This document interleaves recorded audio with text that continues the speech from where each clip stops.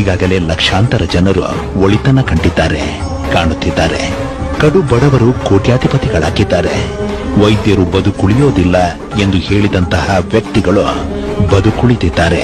ಮಾಂಗಲ್ಯ ಭಾಗ್ಯವನ್ನು ಕಾಣದ, ಸಂತಾನ ಭಾಗ್ಯವನ್ನು ಕಾಣದ ಸಹಸ್ರಾರು ಮಂದಿಯ ಕೋರಿಕೆಗಳು ಆಶ್ಚರ್ಯಕಾರಿ ರೀತಿಯಲ್ಲಿ ಈಡೇರಿವೆ, ಈಡೇರುತ್ತಿವೆ.